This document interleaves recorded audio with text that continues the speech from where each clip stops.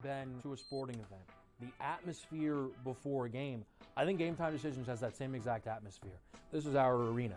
This is what we do. There is going to be an energy to Game Time Decisions that you will feel night in and night out. The excitement you get when you lock your bets in, when you're figuring out what you want to do, we can zone in on the biggest games each night. I want this to be the place that people come to before the games start so they feel as ready as possible to lock in their cards. We are going to hit every single one of those markets that you need to know about. We're going to go through every single thing, and I've got a great team behind me that's going to help me get the job done. There is not going to be a better place, I promise you, than Game Time Decisions to get that new information, react to it, and be able to then bet accordingly. We will have everything at our disposal, and we will use that to our advantage.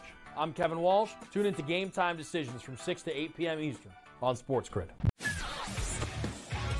What he's doing on a 5-day basis, and when he pitches at that ballpark, if there's one thing you notice, there's not one empty seat. The excitement he's brought to that city and the fact that fans are starting to come back, especially on the nights he pitches, I mean, it is so cool to see. It's so overdue, and you can't help but root for Pittsburgh. Pharrell Coast to Coast, only on SportsGrid. You mean to tell me Kevin Durant could just get a free trip and Jaylen Brown telling y'all I can play? Y'all won't put what they got to get. They will not put Jaylen Brown on the team. They'll give them who get hurt.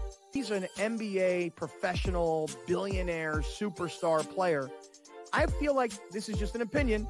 The Olympics should be about Olympians, not about pros that come to represent as Olympians. Only on SportsGrid.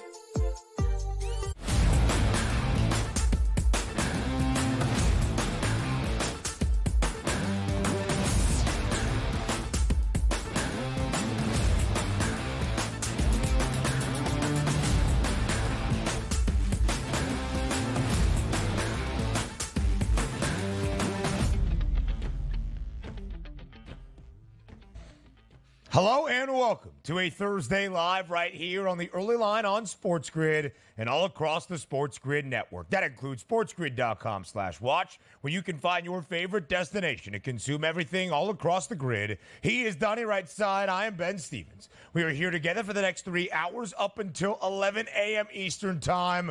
Live right here on the grid. A Thursday in Major League Baseball after a full Wednesday slate to break down and recap for you. The Olympics began yesterday. Already some controversy on the soccer pitch over in Paris, and plenty more to get to. News around the association, including who is going to broadcast the NBA games next season all around the NBA. Plenty to dive into here, DRS, over these 3 hours on a Thursday.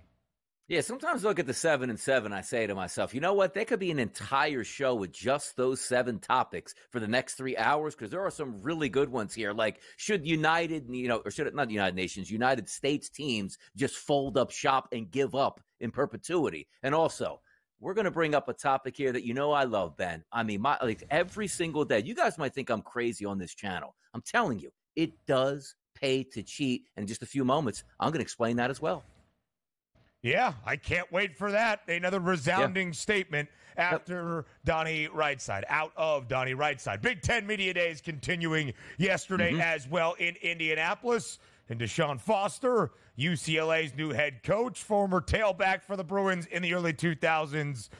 He made an interesting, albeit awkward, entrance. But let's start with Major League Baseball. The fourth and final game of this season in the Subway Series between the Mets and the Yankees. 2 games at the end of June in Queens at Citi Field. That's the home of the Mets. 2 games this week up in the Bronx at Yankee Stadium. Of course, the home of the Yanks. And regardless of where it was played in the 5 boroughs of Manhattan, the Mets have the Yankees calling card. 12-3, the victory yesterday for New York over the Yanks. Our headline in here, the Mets embarrass the Yankees, complete the season sweep. You can tell, Donnie Rightside, that was written by a Yankees fan and backer, our producer, Joe Frizo. Little brother in the Big Apple, That's the New York Yankees, as the Mets smashed 5 home runs yesterday, 2 off the bat of Francisco Lindor. He had 5 RBIs. The Mets take the season series 4-0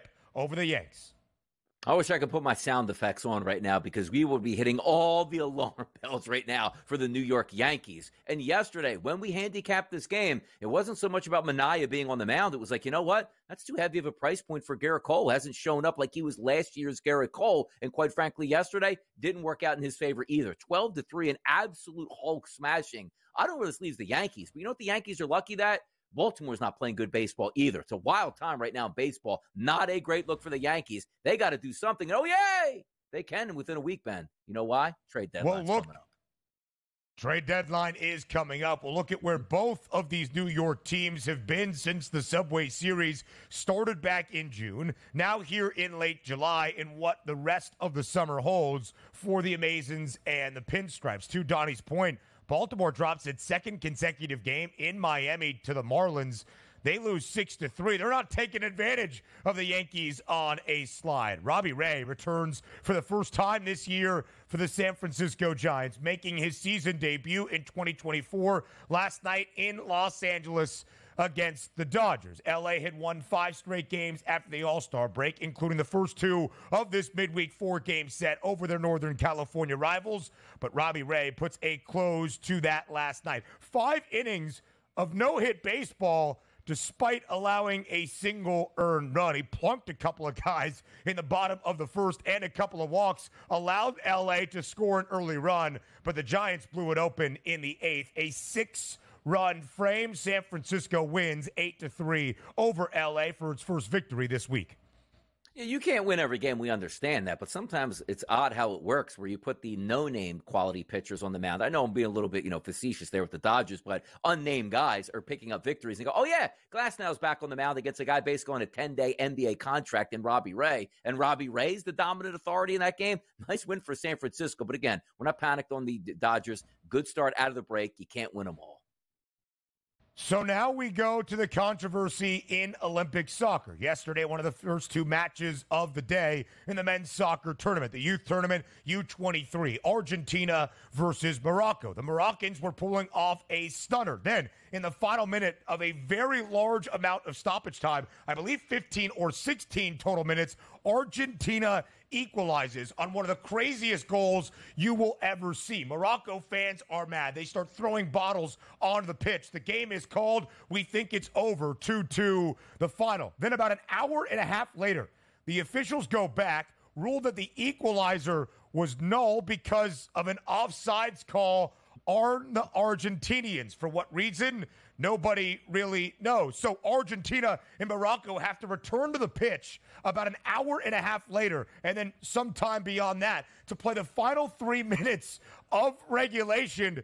Ultimately, Morocco walks away with a 2-1 win in one of the wildest games you will ever see. What a way to start the Paris Olympic Games. Yeah, fantastic stuff all the way around. And I don't even know how you would have. Hopefully, if you did bet that game, your bookmaker paid you out immediately after that game was over, regardless if you won or lost, because I don't know how they take it back, but that is a wild scene to have something definitive be not so definitive, only to make it definitive a couple hours later. Insane stuff. We'll have Kyle Bond from Sporting News on a little bit later in the show. He was great breaking down the Olympic soccer and what we have events-wise. The women's tournament gets underway in France today. We'll ask him how this happened, why it happened, and if he can make sense of it all. An interesting start to training camp in San Francisco. Brandon Ayuk, unhappy this offseason, requested a trade just a few weeks ago, but ultimately did show up to training camp. Trent Williams, the 11-time Pro Bowler, the left tackle, the anchor of the O-line for the 49ers, unhappy with his deal. He's now holding out.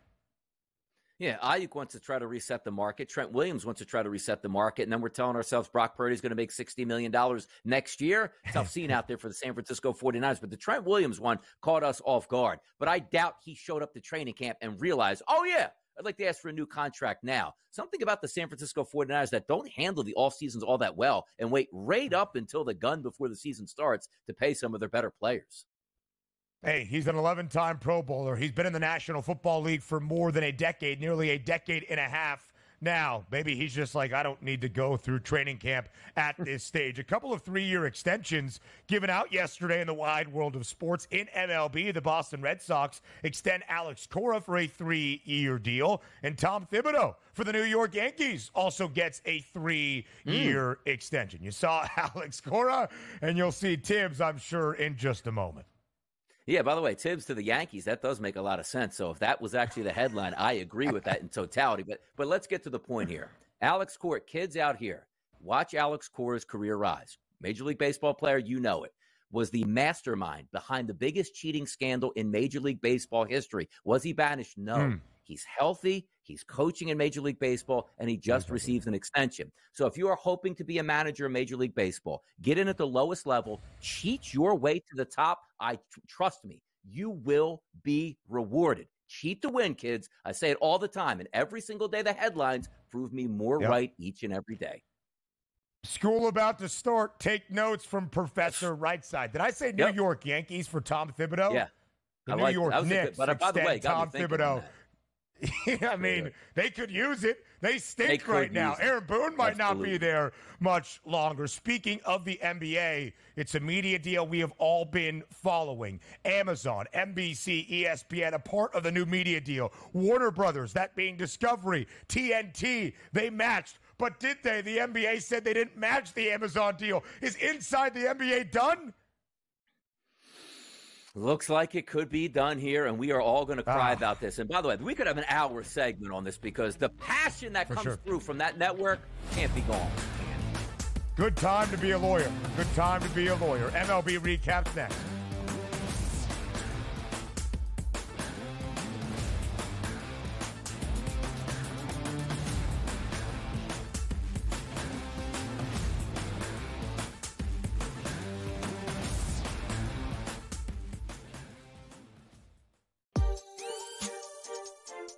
As of July 22nd, we start a new deal with a monster distribution platform called SportsGrid, and we'll be live every day on national radio on SiriusXM channel 159, and we will be live on their national television platform every day from 10 a.m. till noon. Only on SportsGrid. If this wind, like we have out of the Northwest, was here all week, it would be insane watching these guys play in it. But it's going to be a southwest wind, which makes it a little easier as far as the direction of the wind. And the guys will have it a little bit of a break on the back nine. But it is such a fun golf course, one that I really do think tests every single aspect of your game. Only on SportsGrid.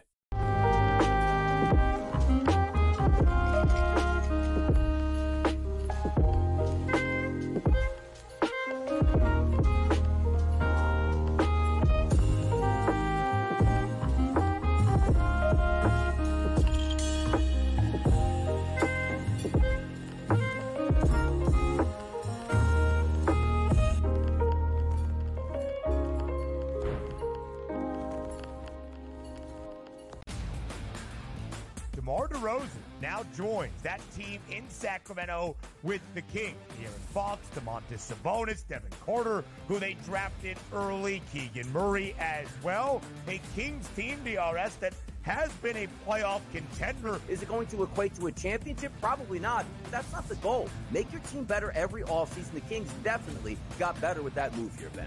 The early line. Only on SportsGrid.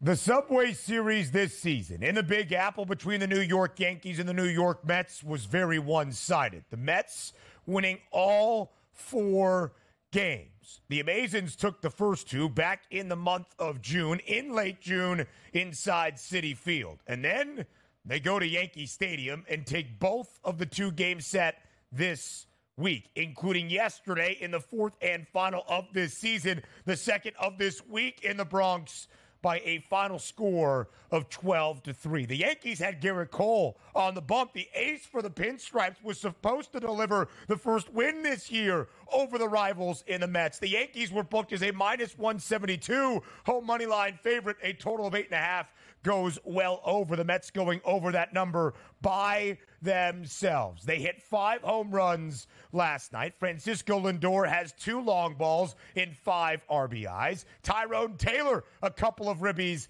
as well. What a victory for the Amazons. What a season it was. 4 games up, 4 victories over the Yankees.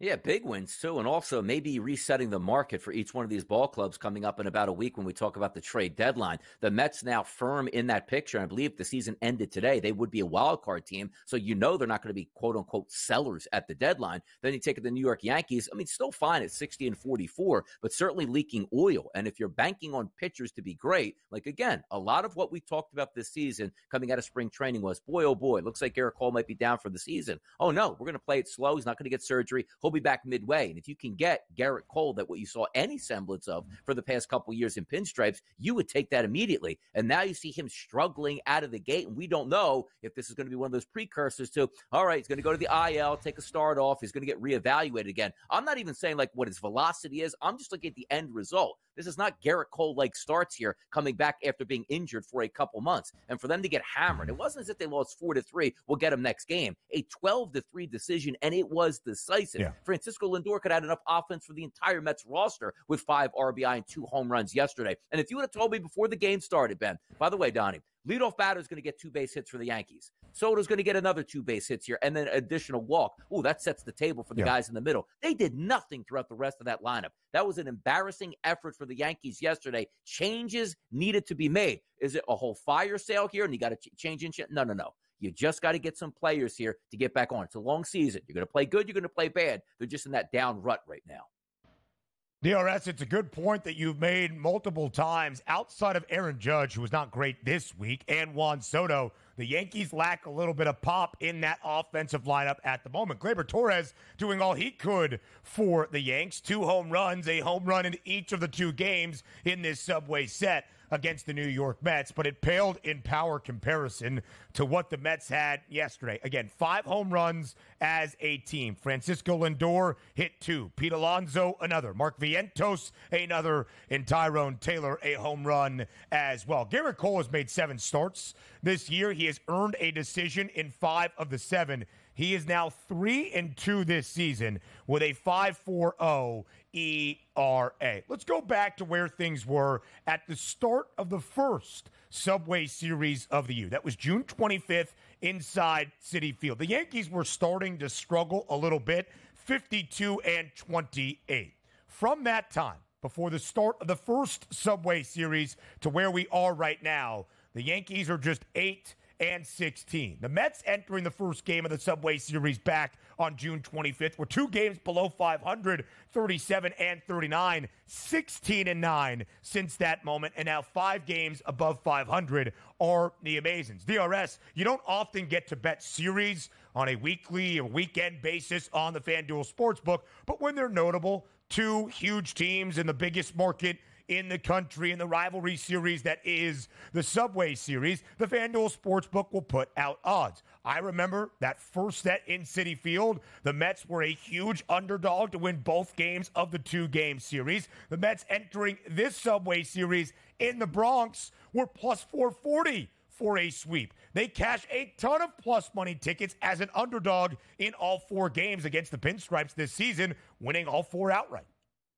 Yeah, taking those long shots here, certainly paying off in that instance. I don't think anybody would have thought that the Mets would have swept all 4 games of them because they are 2 games in your home building, 2 games in the away building, and also in a game coming up where you have the matchup in your favor, at least you thought, with Garrett Cole on the mound. But also, sometimes I say this comes at the right time. What would you have liked better? Yankee fans screaming like, we need to add on, we need to add on, we need to add on, and we have 3 games at the trade deadline, and Brian Cashman goes, we're fine. We have 3 games up, we're playing good baseball. Then the bottom drops out, and the I told you so's happen. Sometimes as a fan base in the front office, you love to see this because you understand the pressure of that market. And it's embarrassing to lose to your crosstown rival, but you still do have a week to make some changes in that roster and add some life into that clubhouse, which might be a good sign here for the New York Yankees.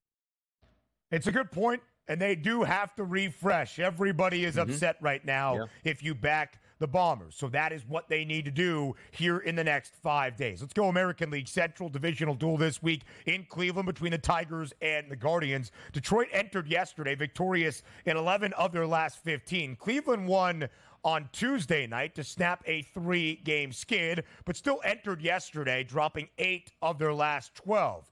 But they got a much-needed victory in the rubber match to take the midweek set against Detroit. 2-1 the final. Cleveland was a -142 moneyline favorite. Jack Flaherty, the start for the Tigers, he was great. On the other side, Tanner Bybee for the Guardians, he was also very solid. It was Josh Naylor with an RBI single to get in his brother Bo Naylor that was the game-winning run in the home half of the 8th for the Guardians.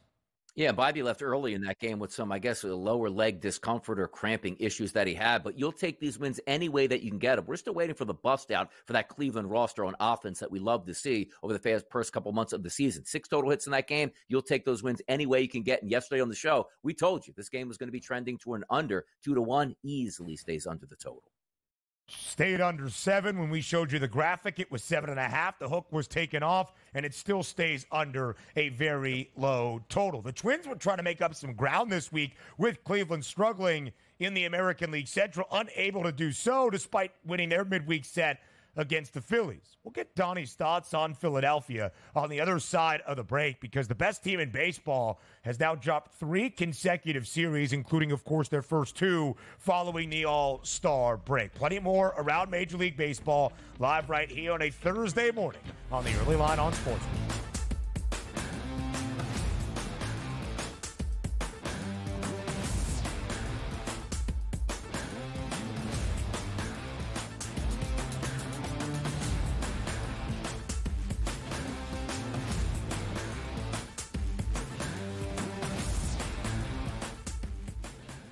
When it comes to betting on sports, injuries matter, and Sports Injury Central has you covered all year long with expert injury analysis and injury-based picks for the NFL, NBA, and MLB. Our former pro sports doctors have unmatched experience to analyze every injury so you know the impact of the player, team, and their upcoming matchup. Whether it's articles, podcasts, player insights, or our patented injury scores, Sports Injury Central will help you keep up with your fantasy team and make more informed wagers. So make sure you follow Sports Injury Central and gain an edge at sixscore.com. Your gut says Miami is going to win, and you should take the over. Your gut also said your NFT selfies would only go up in value. They didn't. But your head is on SportsGrid and knows the QB is in concussion protocol. The backup has a 45 QBR against the zone coverage. The New York D has the most sacks in the league. So yeah, trust your head. It's smarter to be on SportsGrid. Anyone that's been to a sporting event, the atmosphere before a game, I think Game Time Decisions has that same exact atmosphere. This is our arena.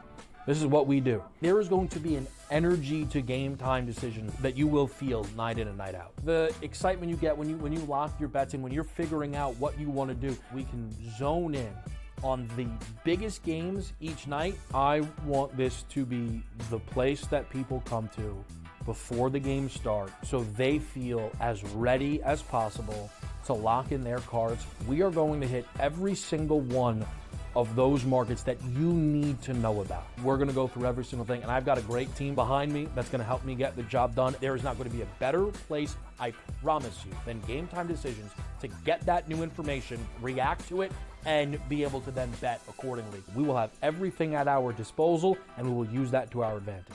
I'm Kevin Walsh. Tune into Game Time Decisions from 6 to 8 p.m. Eastern.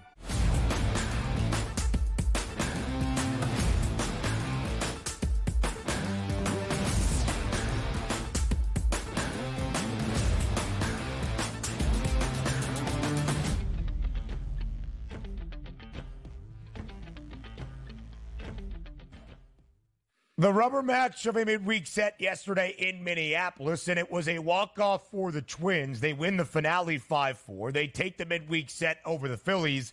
The Titans have dropped 3 sets in a row to the A's before the All-Star break and their first 2 after the All-Star break to the Pittsburgh Pirates and now the Minnesota Twins. DRS, the Phils had a 4-1 lead entering the home half of the 7th before Minnesota started its rally, and then in the bottom of the 9th, It was Trevor Larnach scoring the game-winning run, Max Kepler, an RBI infield single. Are you concerned at all about the baseball you are seeing from the Phils following the All-Star break? No, because they're not really going to get any pressure. It's the same way we talk about the Yankees. Like, they're playing bad baseball, and you still look at the standings, like, okay, they're okay. Like, if the Braves, made some unbelievable trades and won 14 out of 15 games, you'd start to panic. But the Braves stink even worse at this time. So it's that human element that creeps in. Like, yeah, we're not playing good baseball, but every time we look up, the Braves are getting hammered. So it doesn't really creep into the Phillies have to hit the pedal. They'll be okay, but those are the losses that really get you angry, because you come into this 3-game set. Game number 1, you lose, but your 2 aces then take them out. Wheeler was fantastic. They bail out in the 9th inning, 3-0 victory. You like that. Nola's going on the mound the next day, clear pitching matchup. Nola was fantastic yesterday. And the bullpen for the Philadelphia Phillies, which has been so good for most parts of this season, these are the ones you get upset with, Ben. Nobody's going to have problems. Like, what? Bullpen came in. First 4 out of 5 guys reached base because they all had base hits. Hot base hits, batting average against balls in play is up. You just get a little bit unlucky. But you can't do this. If the bottom of the 7th inning, 1 out, nobody on. Walk, hit batter. You're going to get beat doing that by giving teams extra free chances at the plate. Fast forward to the 9th inning when it was 4-4. Gregory Soto comes in. How do you like to lead off the inning? Hit the batter, pass ball, man on second. Butt him over to third, base hit, you lose the game. You gave it away. Sometimes it's okay to be like, hey, man, it was 2 3-run home runs there. What are you going to do? Just great pieces of hitting. But when you hand baseball games over, when you're up multiple runs, those are the toughest ones to take you. So when I look at that game yesterday, really annoyed, because that's one that you won, that your bullpen just goes, not so fast. We're just going to give this to you, Twins, and away we go in another series loss. In DRS, we'll talk about it in a little bit, but the Phillies still maintain a 9-game lead for the top spot in the NL East because the Braves have dropped 4 straight. Supposed to play a doubleheader at home yesterday, but the second leg of it was rained out since he wins the first of the doubleheader 9-4 as an underdog. A couple of pitching returns yesterday on the bump at the Ravine in Los Angeles. Robbie Ray making his season debut for the San Francisco Giants. Tyler Glasnow's first start for the LA Dodgers since July 5th. Neither were terrible, but Robbie Ray was just better. One of my favorite stat lines, 5 innings of no-hit baseball, but did allow an earned run. He plunked a couple of batters in the first. He walked 2 more, so the Dodgers did score 1 to open up their offense in the first frame, but it was a 6-run 8th that put this game out of reach. San Francisco winning 8-3 over LA. It's a 4-game set. The Dodgers took the first 2. San Fran gets on the board last night. Yeah, just a few years ago, Robbie Ray was one of the better pitchers in Major League Baseball, at least on a trajectory to have a really good career. Sort of fell off here, reappears, 5 innings pitched, 1 earned runs in Chavez Ravine with 8 strikeouts. Like, hey, maybe he's going to find himself back in the rotation here for the San Francisco Giants. But again, Glasnow, he wasn't bad, Ben. If you told me before that game, hey, Robbie Ray's going to start on one side, Glasnow's coming back, 5 innings pitched, 2 earned runs, you put that in the win column for the Los Angeles Dodgers. But the fact of the matter is something that we don't see a lot from the Dodgers. Their bullpen completely imploded in the 8th inning, giving up 6 runs here. Not going to win very many baseball games when your bullpen gives up a 6th spot late in the game in the 8th inning. Solid win for the Giants here. No panic on the Dodgers. Did like to see Glasnow came back. He was okay, and maybe he'll be better off over the next couple starts. Elliot Ramos, Mike Yastrzemski, Matt Chapman, all recording multiple RBIs. Tyler Glasnow had given up 10 earned in his previous 2 starts before he had a short stint on the IL starting in early July. Rubber match yesterday inside Wrigley Field between the Brewers and the Cubs. Milwaukee wins the game 3-2. Milwaukee wins the set. William Contreras, an RBI double in the top half of the 9th. Total stayed under 7.5. Milwaukee actually a road underdog at Wrigley. DRS in the 3 games of this midweek series between NL Central foes, only 10 total runs scored in all 3 games, but Milwaukee does win it.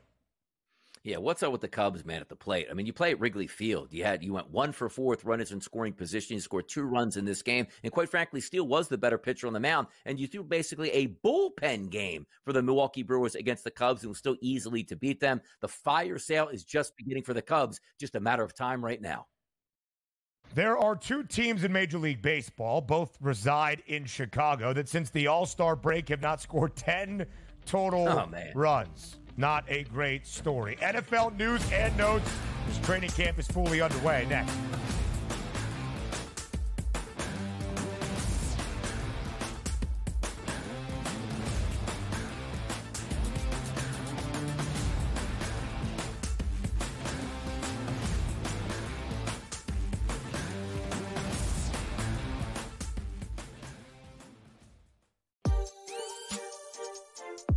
as of July 22nd, we start a new deal with a monster distribution platform called SportsGrid. And we'll be live every day on national radio on Sirius XM channel 159. And we will be live on their national television platform every day from 10 a.m. till noon. Only on SportsGrid. If this wind like we have out of the Northwest was here all week, it would be insane watching these guys play. And it's going to be a southwest wind, which makes it a little easier as far as the direction of the wind. And the guys will have it a little bit of a break on the back nine. But it is such a fun golf course, one that I really do think tests every single aspect of your game. Only on SportsGrid.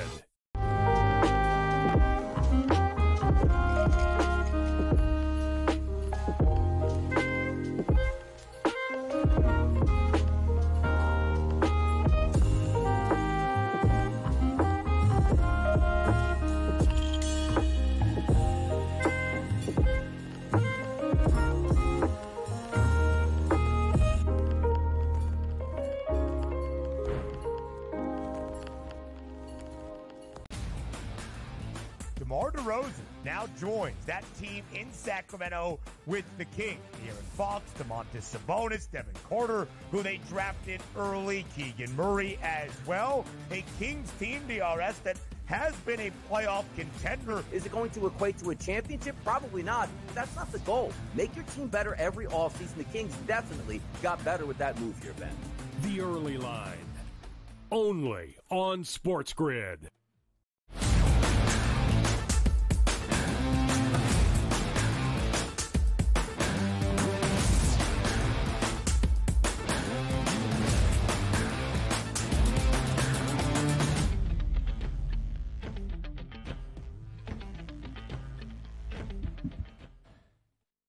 It's been an interesting, perhaps even dicey offseason now at the start of training camp for a Super Bowl co-favorite. That's the San Francisco 49ers, listed right now on the FanDuel Sportsbook with a 6-1 price to win Super Bowl 59 and hoist a Lombardi trophy finally for the first time since 1994, right alongside the team that has beat them in the big game 2 of the previous 5 seasons. That's the Kansas City Chiefs. The San Francisco 49ers, a very short favorite to win the NFC Championship. So you would think, DRS, as the boys are back on the practice field, football has returned. It's all rah-rah, bright smiles, and positivity to make it this year the year. Hasn't been the case for the 49ers. Of course, a couple of weeks ago, after an embattled offseason, Brandon Ayuk officially requests what felt like his 9th trade request of the offseason, but he even showed up to training camp. The veteran 11-time Pro Bowl left tackle, Trent Williams, unhappy with his current deal, is now holding out at the start of training camp for the 49ers. And I preface it by saying this. When you're in the window to win an NFL championship, what the 49ers are right now, boy, they have a lot of question marks and a lot of anger from players, but also the players understand that as well. It's a lot harder to say, you know what, I think I'm one of the better players in football on a really bad team. Let me hold out. And sometimes the ownership group and the fans can be like, we're going to lose whether you're here or not. It's not a big deal. We know we might as well trade you. But you can't do that if you're the 49ers. You can't say to yourself, because if the perfect world, right, Ayuk is angry, and you say to yourself, okay, we drafted Pearsall. Well, also, you could have traded Ayuk, got a first-round draft pick, and drafted another wideout and say, hey, look, we got our 2 wideouts of the future here on cheap salaries. We're paying Debo. This should work out fine in our favor. Because if you ask me, my favorite play caller by a mile in the NFL is Kyle Shanahan. Betting-wise, I love betting the 49ers. I love taking team props on the Niners because everybody is live because they're going to score a lot of points, and you understand that. But also, you look at Ayuk. He's unhappy. He's doing that holding. Like, hey, I'm going to show up to practice, dap it up. But what's going to change now, Ben? He hated this franchise and the way they've treated him from February all the way through now. What changes up to the deadline? And now also, here's the ingredient. If you're the 49ers and you say, of course, next year, Brock Purdy is going to get an unbelievable amount of money. Our window is now. But also you say, who's more important? Brandon Ayuk is a wonderful wide receiver. I love him. He fits perfectly into that scheme. But let's say the Niners go, we can only have one. You know it's going to be Trent Williams. He's going to win that even though he's in his mid-30s because of how important the left tackle position, and if you have a bad one, can wreck your entire offense. So Brandon Ayuk has to sit back and go, wait a second, you took care of McCaffrey in the offseason this year. Debo was just a few years in the past. I think it was last year he signed that big extension. Now, I want my money. I'm a good player. Tell me how good I am, but you keep brushing me to the side, and every time I want to do something, Bosa steps in last year with monster money. Trent Williams now wants monster money. It's almost like, when am I going to get mine, and how important am I to this franchise, which is why he's acting out by going on social media, Ben, and saying, just get me out of here. You're telling me you love me, but then tell me I'm not worth the money I am. When I know if I'm a true market wideout as a free agent, I would reset the market myself. Just pay me accordingly. And that's a point, DRS, that I think is kind of underrated around Brandon Ayuk. The 2020 NFL draft class of wide receivers has been front and center this offseason. A couple of guys taken in the first round. Justin Jefferson, the highest paid non-quarterback in the history of the NFL. CeeDee Lamb holding out in Dallas looking for that record-setting deal as well. Brandon Ayuk unhappy with San Francisco. And T. Higgins, a second-round pick, of course, will play under the franchise tag this year in Cincinnati. And maybe you don't put Ayuk up there with the likes of Jefferson and CeeDee Lamb, but you're kind of wrong in not doing so. He has had more than 1,100 receiving yards in each of the past 2 years. Maybe hasn't been as prolific as Justin Jefferson or CeeDee Lamb, but what do the last 2 years have in common? A majority of the snaps at quarterback have been taken by Brock Purdy. Brandon Ayuk, not George Kittle, not Deebo Samuel, is Purdy's favorite target at the wide receiver position. Yes, there is so much offensive talent to spare around this 49ers organization, but you would think, knowing you're going to have to pay Brock Purdy at the end of this year, you would want to keep his top target very happy, and you would want to keep everybody happy because you are the NFC Championship favorites and you are the Super Bowl co-favorites entering 2024. Look at the odds. 11.5. San Francisco is nearly a $2 odds-on favorite to win the NFC West. Once again, the Chiefs at minus 230 and the Niners at minus 190. The two strongest prices for two teams to win any of the 8 divisions around the National Football League. Donnie, there shouldn't be drama. Even the Chiefs last year was the year to knock KC off its perch. It did not happen. This offseason, they got better in a run to try to win 3 consecutive Lombardi trophies, where it feels like there is only drama consistently around the 49ers this offseason. It is odd, too, because you take a look around some of the other franchises. You don't want to come into training camp with animosity with some of your best players. You want the good vibes coming in where everybody's working towards the Super Bowl and is happy. Now, the Philadelphia Eagles season last year didn't go as planned, but they're not coming into the season with a lot of question marks with their talent because they did have a defensive lineman in Hassan Reddick who was very good for the Eagles. Made it known right away. I want more money. You know what? We're not going to be able to make that happen. Trade him early in the season, move on, get another player, readjust in free agency. I don't think anybody would have had a problem with this, Ben. If you would even came out in the offseason and Kyle Shanahan goes, we love Brandon Ayuk, but we know the salary cap restraints, which quite frankly, there aren't any, but people will buy into it. We can't afford everybody. So that's why we made the move to get a first-round draft pick, and we traded him this year to, let's just say, the Pittsburgh Steelers. We drafted another talented player in his place and got Ricky Pierce. So I'll be like, you know what? That's smart business here if you weren't going to sign him. Because now you're at the point you have to sign Brandon Ayuk. You can't have him angry this season as being, as you said, Ben, the favorite target of Brock Purdy. You just can't do that. So they misplayed the hand a little bit, but they've been down this block before.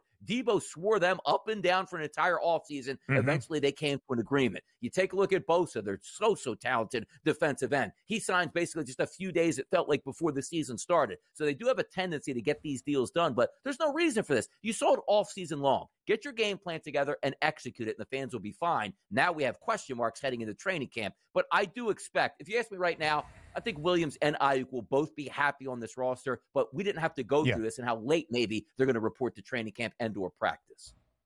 And John Lynch was meeting with reporters as San Francisco showed up to training camp earlier this week. The general manager, of course, in San Fran saying, we're happy Brandon Ayuk is here. We expected him to be here. We'll make sure this gets done. They are not going to trade him. They have been very hesitant, even resistant to the idea he is truly on the block for a deal to be made around the National Football League. Brandon Ayuk could be one of the 4 wide receivers, maybe make it 5 or 6 after CeeDee Lamb in his deal to receive $30 million per year. Trent Williams right now, one of the top 5 highest paid O-linemen in the NFL at more than $23 million per year, under contract for the next 2 in San Francisco, but just saw Christian Darrisaw in Minneapolis become the highest paid O-lineman in the NFL at more than $28 million per year, and saw Penei Sewell for Detroit get that big contract extension earlier this offseason as well. Trent Williams, 4 years in San Francisco,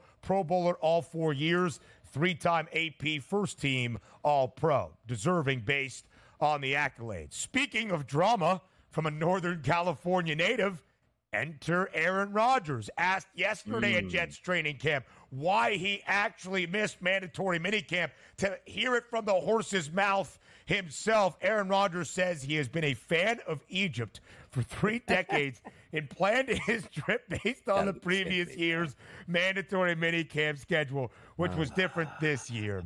That's a tweet from Ari Mayroff. It almost seems like that's an Onion article headline. Go ahead, DRS.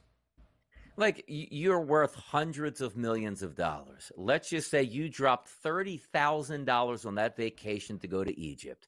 It ends up months early in advance. They tell you, hey, by the way, your mandatory OTAs are during this time. Well, can't afford to make the change now. Well, I'm going to upset my franchise because I have to go here. Instead of pushing it back a week or moving it up a week, the stories write themselves here. From a guy that said, let's make sure it's all about football inside the building, he does the exact opposite. My, oh my, New York Jets. That's where it stands with Gang Green. More on the early line up next.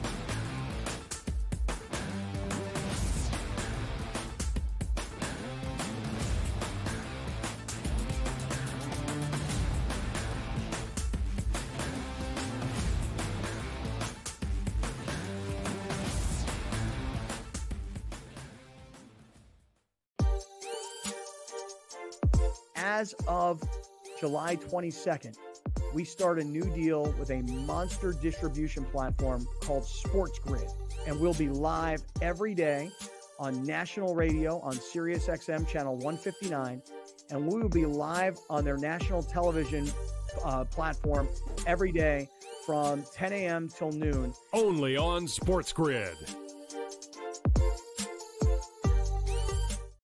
If this wind, like we have out of the Northwest, was here all week, it would be insane watching these guys play. And if it's going to be a southwest wind, which makes it a little easier as far as the direction of the wind, the guys will have it a little bit of a break on the back nine.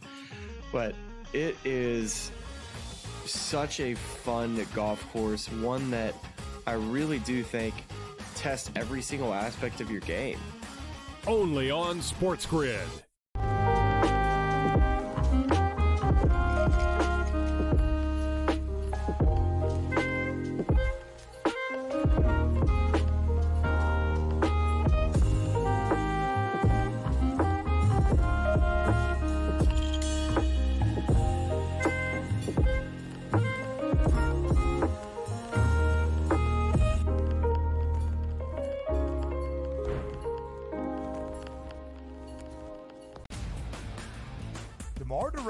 Now joins that team in Sacramento with the Kings. De'Aaron Fox, Domantas Sabonis, Devin Carter, who they drafted early, Keegan Murray as well. A Kings team, DRS, that has been a playoff contender. Is it going to equate to a championship? Probably not. That's not the goal. Make your team better every offseason. The Kings definitely got better with that move here, Ben. The early line. Only on SportsGrid.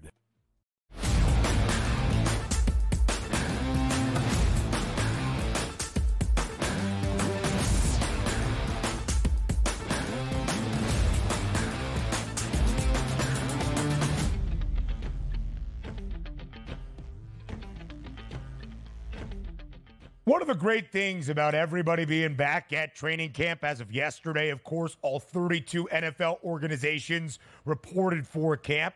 Now everybody's back on the practice field. So all of these contract situations we have talked about and forecasted throughout a long football offseason come to a head if they have not been finalized as of this moment.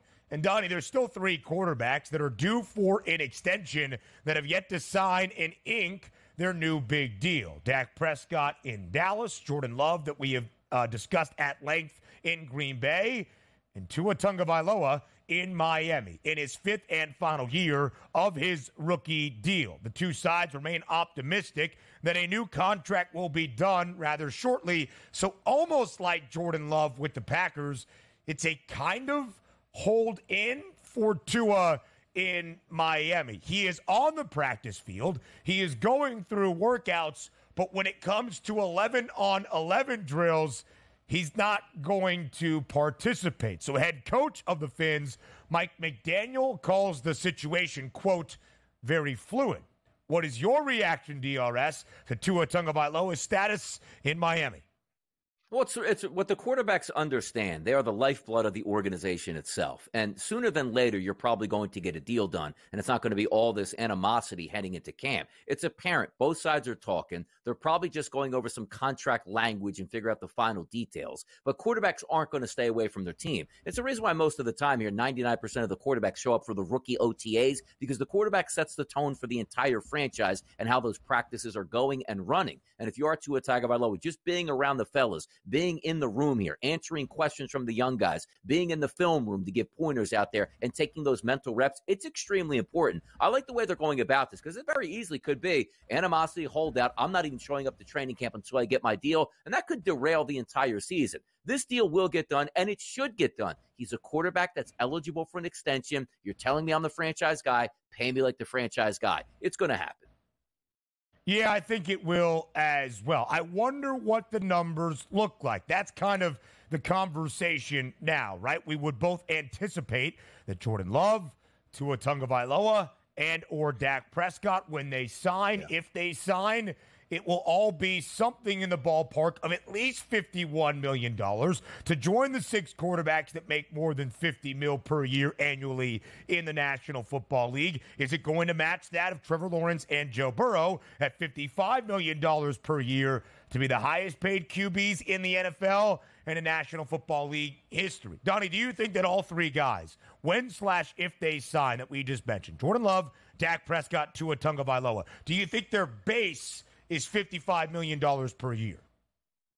Yes, I do think that. And also, you get back to that Dolphins scenario, which it's kind of crazy to think about it. Maybe they were thinking that, okay, we're not going to pay him. We're just going to wait it out because eventually those concussions are going to pop up and then we can move on. Now, not to say they want to move on from the quarterback, but boy, this makes it such a, like if you're looking at Dak Prescott, like, yes, he's been injured in his career, but not really the concussion. So if you sign him to a long-term deal, we're not asking the same questions. Jordan Love been the same way. You're not asking the same question. Oh, I wonder if he can stay healthy. But Tua Tagovailoa is such an interesting one because like one concussion in week number 2 could derail that massive contract that he just got, and I'm sure that's being weighed in. Now, the reason sometimes these take a little bit longer, you might have language that the Dolphins are trying to get through this contract that we haven't seen in any other quarterback contracts. Now, we've seen guaranteed money for injury, like, hey, if you snap your leg and can't play again, you're going to get X amount of money. But I know they're fighting between like, hey, man, look, if this ends on a concussion, we got to make sure the insurance is there. We got to make sure the guaranteed dollars are right, because think about this, man. He plays next year and signs a 5-year extension. He gets 2 concussions next year. Hey, look, I got to hang it up.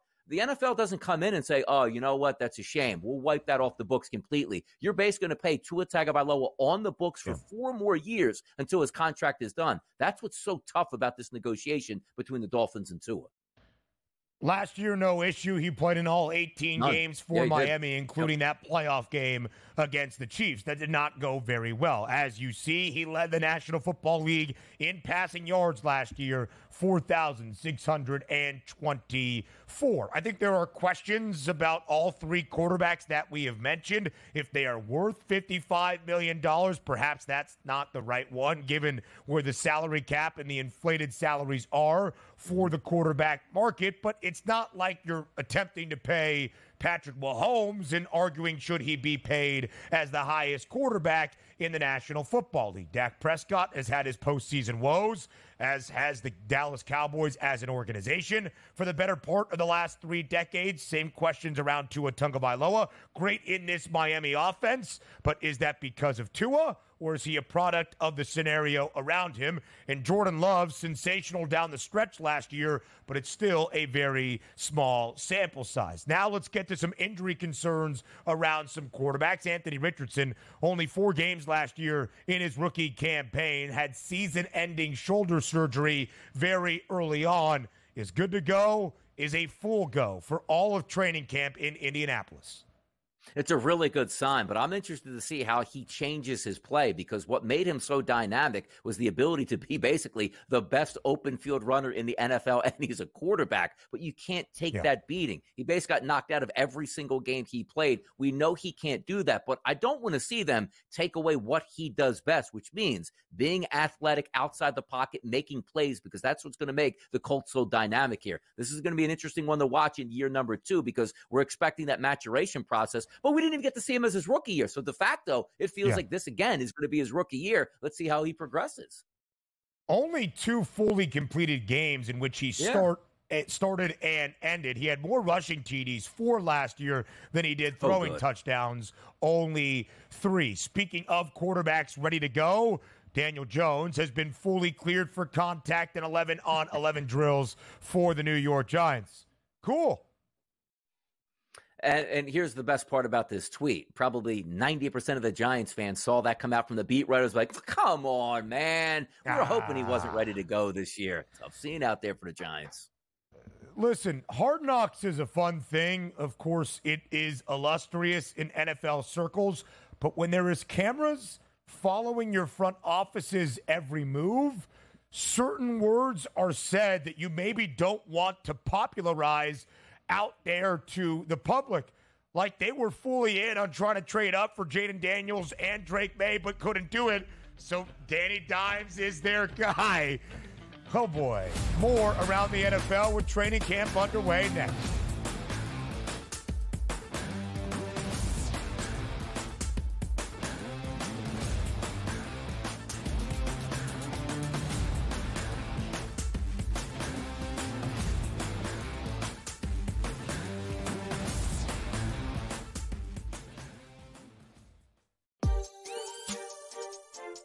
As of July 22nd, we start a new deal with a monster distribution platform called SportsGrid, and we'll be live every day on national radio on SiriusXM channel 159, and we will be live on their national television platform every day from 10 a.m. till noon. Only on SportsGrid. If this wind like we have out of the Northwest was here all week, it would be insane watching these guys play in it. But it's going to be a southwest wind, which makes it a little easier as far as the direction of the wind. The guys will have it a little bit of a break on the back nine. But it is such a fun golf course, one that I really do think tests every single aspect of your game. Only on SportsGrid.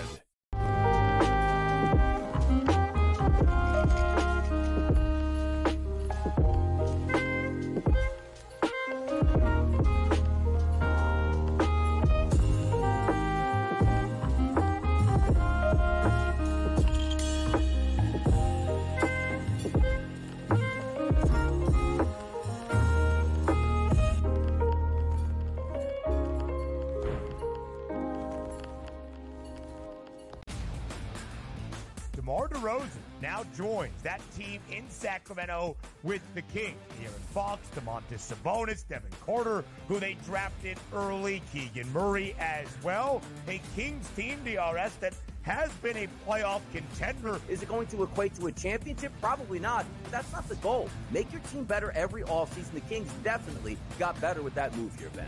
The early line. Only on SportsGrid.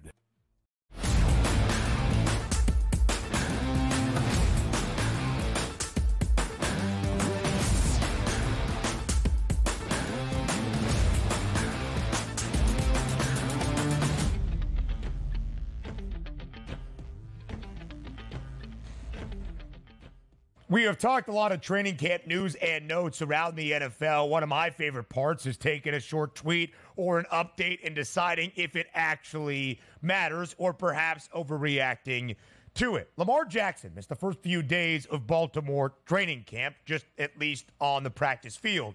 Was in the facility, reported to camp on time, not of anything like that, but has been around meetings, just not on the practice field as he's been feeling slightly under the weather. I guess that's been the report out of the flock. Yesterday, out on the practice field for the first time in camp, but only for about a single hour before he walked off the field and looked weary to the reporters that were there. DRS, we overreacting? Or is it just hot in the summer and he wasn't feeling great and needs to get better hydration? Yeah, I think we're overreacting a little bit. And again, case in point, I'm that fine-tuned athlete here, still in my mid-40s at this point. And a couple weeks ago, I wasn't feeling all that good. Got away for a couple of days, came back really refreshed. So I know exactly what Lamar Jackson is going through right now in training camp. It's not a good sign because you hope it's not anything that's going to be longer term. But everybody's had those spells. I mean, look, you are a fine-tuned athlete out there in high humidity, expected to run around at peak performance. And if you're not feeling well, it doesn't feel all that good to be out there. Like, just think about sitting in your cubicle, driving around, or even doing this job. Like, I'm a little bit under the weather, but I can sort of get through it. It's hard to do that as a professional athlete in a pro practice. I'm not worried about it one bit here. It's just a shame they started off camp this way and have those question marks. But long-term wise, I don't think we're going to have any issues here. And neither were the Ravens, by all reports. John Harbaugh, Todd Monken, the offensive coordinator, they're like, hey, the guy's been here. He's not feeling great. We'll be all good. But speaking of not feeling great in the hot humidity of summertime ball at training camp, Mekhi Becton, a new Philadelphia Eagle, the former offensive lineman and first-round pick for the New York Jets, a big fella working out yesterday in the Philly sun, in the Philly summer. Threw up about 4 times along the sideline. Who amongst us hasn't thrown up on a football field before? Me. I've never actually done that here, so there you go. And I've run thousands of miles as a wide receiver, but I have seen a lot of people have done that, whether it's just something's not agreeing with you in your stomach or we've all been there before. Maybe it didn't work out as hard as you needed to because nothing can guarantee. I always like this too, Ben. You have the guys like, hey, I'm working out away from the team right now. Nothing can simulate being in an actual practice in those moments here. So the minute you start to hit those gassers and you're tired and you got 3 more to go, and usually the big uglies got to run last and they all get cheered on, boy, it's tougher. Look, I was running around in high school, $175, $170 here. Some dude's running around at 300 pounds. Yeah, that's a lot tougher for you. So I don't mind when the big boys do it because they're carrying that extra weight and that extra heat, man. Let them get some relief, man. Come on. Mekhi Becton out of Louisville, listed at 6'7" and 364 pounds. So, yeah, he's carrying around a lot of weight. Speaking of Philadelphia DRS, we pour some out at the end of this year for an all-time bird, Brandon Graham, confirming to reporters at the start of training camp that this year in 2024, his 15th in the National Football League, all of them as a member of the Eagles organization, will be his 15th and final year in the National Football League. Donnie Rightside, the floor is yours to pay some respect to a great Philadelphia Eagle. Yeah, I don't want to rip the guy, but didn't we already know this was his final season when he signed originally here? But that's out of the picture. I'm going to take that away. All good vibes here. Just confirming, Wife doesn't watch the show. Kid doesn't watch the show. Some of my family members actually do watch the show, but they know this. I mean, BG's strip sack fumble with Tom Brady. I mean, you want to go back as the greatest moment in my entire life right now. I got to be real quiet at this point, but it literally was the greatest moment in my life. Thank you, BG. If you want to sign for another 5, 6, 7 years, you go ahead and do it. Moments like that were made for me just to say, you know what? I lived a full and healthy life. Now can be my time at this point. Thank you, Brandon Graham, from the bottom of my heart. It is one of my favorite recurring bits on this show, not our mispronunciation of Major League Baseball. Really that's why I love it so much. The bit is that your wife and daughter do not watch the show so that you can share openly what you truly feel. Most people probably put on the facade, the day my first kid was born, one of the greatest days of my life. The day that I got married, the best day of my life. Donnie really lets you know how it is. The Eagles winning a Super Bowl and BG with the strip sack of Tom Brady. Truly the best moments of his life. I mean, unbelievable. I mean, I could just go back to that moment right now. I mean, there's not many memories I remember. That's one memory I'll always remember. How about that? Yeah.